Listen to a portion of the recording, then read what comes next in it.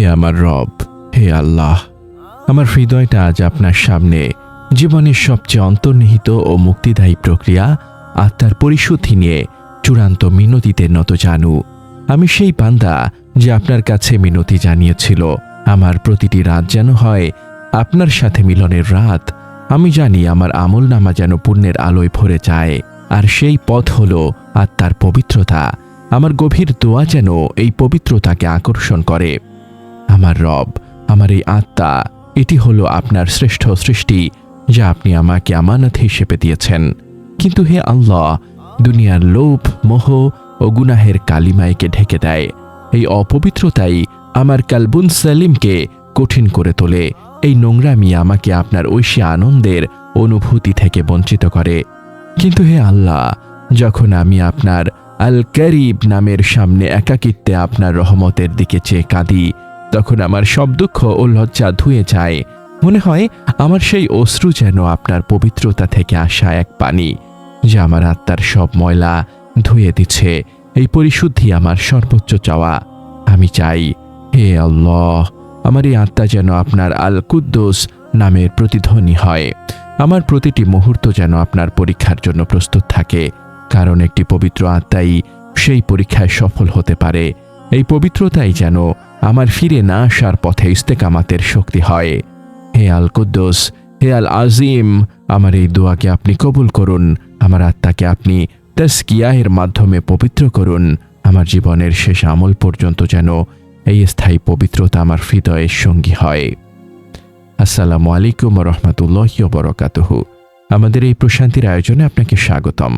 আলহামদুলিল্লাহ, আমরা আজ আমাদের এই আধ্যাত্মিক সফরের 290তম পর্ব নিয়ে উপস্থিত। আমরা আজ ঈমানের সেই মূল ভিত্তিকে নিয়ে কথা বলবো, যা মুমিনের আত্মিক মুক্তি ও আল্লাহর নৈকট্য লাভের অপরিহার্য শর্ত। তা হল তাজকিয়াতুন নফস, অশ্রু ও আল কুদ্দুসের মাধ্যমে আত্মার ধৌতকরণ। আপনি যদি আমাদের এই সফরের নতুন সঙ্গী হয়ে থাকেন, তবে আমরা বিশ্বাস করি প্রতিটি কথা, প্রতিটি স্মরণ হৃদয়ের মরচে পড়া দাগগুলোকে মুছে ফেলতে সাহায্য করে। আপনার ইমানি জীবনকে আরও সমৃদ্ধ করতে চান? আমাদের ব্লগে পড়ুন অনুপ্রেরণামূলক প্রবন্ধ, শুনুন হৃদয় ছোঁয়া অডিও এবং আপনার জীবনের প্রতিটি প্রশ্নের ইসলামিক সমাধান খুঁজে নিন। আজই ভিজিট করুন আমাদের ওয়েবসাইট www.ummahkanth.com। আজকের এই মোনাজাতটি সেসব বান্দার জন্য যারা জানেন একমাত্র পরিশুদ্ধ আত্মাই আল্লাহর সাথে মিলিত হতে পারে। প্রথম অংশ, পবিত্রতার দর্শন, নফস ও আল কুদ্দুস। আত্মার পবিত্রতা কেন জীবনের চূড়ান্ত লক্ষ্য? কিভাবে আল্লাহর নাম আল কুদ্দুসের পরিশুদ্ধির আকাঙ্ক্ষা বাড়ায়? আত্মার 3টি স্তর। ইসলামে আত্মা বা নফসের 3টি প্রধান স্তর রয়েছে। আম্মারাহ, মন্দ নির্দেশক, যা গুনাহের দিকে প্ররোচনা দেয়। লাওয়ামাহ, তিরস্কারকারী, যা গুনাহ করলে অনুশোচনা করে। মুতমাইন্নাহ, প্রশান্ত, যা আল্লাহর সাকিনা লাভ করে স্থির হয়। আপনার চাওয়া হলো আপনার আত্মাকে লাওয়ামাহ থেকে মুতমাইন্নাহ স্তরে নিয়ে যাওয়া। আল কুদ্দুস ও শুদ্ধি। আল্লাহ বলেন, আল কুদ্দুস, যিনি সব অপূর্ণতা ও অপবিত্রতা থেকে মুক্ত। আপনার রবের সাথে মিলনের জন্য আপনার অন্তরের ঘরকে পবিত্র করা অপরিহার্য।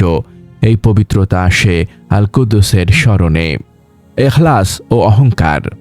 আত্মার অপবিত্রতা হল অহংকার ও লোক দেখানো আমল। খাঁটি ইখলাস হল সেই অস্ত্র যা এই অপবিত্রতাকে দূর করে।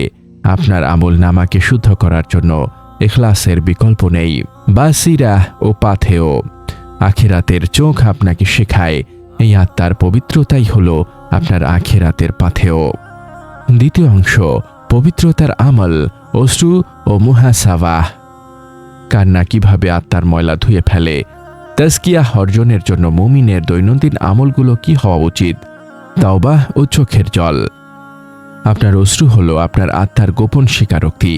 এই জল আপনার গুনাহকে ধুয়ে ফেলে এবং আপনার কঠিন অন্তরকে নরম করে। এই কান্নার শান্তি আপনার শুকরিয়ার প্রতিদিন। মুহাসাবাহ, আত্মপর্যালোচনা।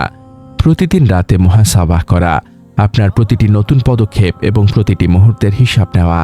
এই পর্যালোচনা আপনার আত্মাকে জাগ্রত রাখে এবং গাফলাত থেকে মুক্ত করে। নির্জনতার সাধনা। রাতের একাকিত্বে আল্লাহর সাথে সংযোগ স্থাপন করা। এই নির্জনতার সাধনা আপনার মুরাকাবাহ বাড়িয়ে তোলে। আপনি যখন জানেন আপনার রব আপনার সাথেই আছেন, তাই আপনি সত্য ছাড়া আর কিছু বলেন না।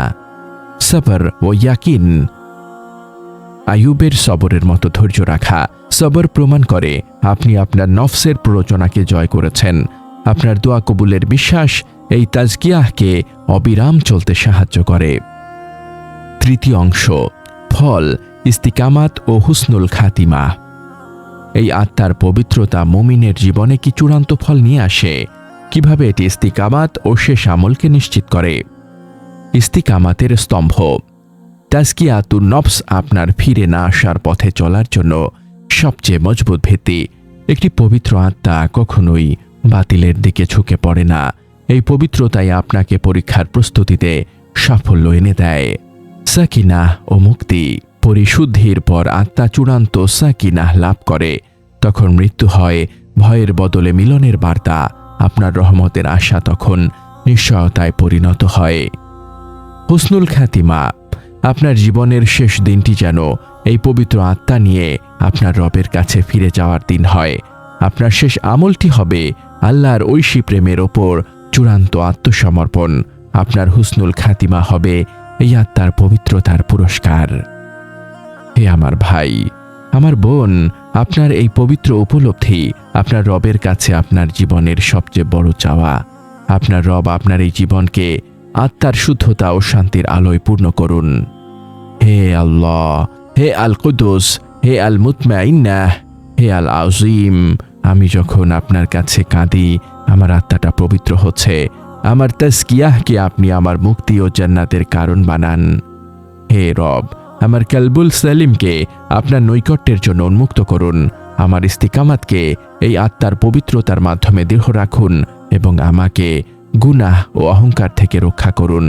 আমার জীবনের শেষ আমলটি যেন আপনার ঐশী স্মরণে পূর্ণ থাকে এবং চূড়ান্ত পবিত্রতার ওপর হয়। হে আল্লাহ, আমি আপনার কাছে হৃদয়ের পরিচ্ছন্নতা চাই আর আত্মার পরিশুদ্ধি চাই। আর আমার দোয়াকে নিশ্চিত বিশ্বাসীদের দোয়ার মতো করুন। হে দয়ালুদের মধ্যে শ্রেষ্ঠ দয়ালু। আমিন ইয়া রাব্বাল আলামিন। আমার প্রতিটি মুহূর্ত যেন আপনার পরীক্ষার জন্য প্রস্তুত থাকে, কারণ একটি পবিত্র আত্মাই সেই পরীক্ষায় সফল হতে পারে। এই পবিত্রতাই যেন আমার ফিরে না আসার পথে ইস্তেকামাতের শক্তি হয়। হে আল কুদ্দুস, হে আল আযীম, আমার এই দোয়াকে আপনি কবুল করুন। আমার আত্মাকে আপনি তাজকিয়াহের মাধ্যমে পবিত্র করুন। আমার জীবনের শেষ আমল পর্যন্ত যেন এই স্থায়ী পবিত্রতা আমার হৃদয়ের সঙ্গী হয়। আসসালামু আলাইকুম ওয়া রাহমাতুল্লাহি ওয়া বারাকাতুহু।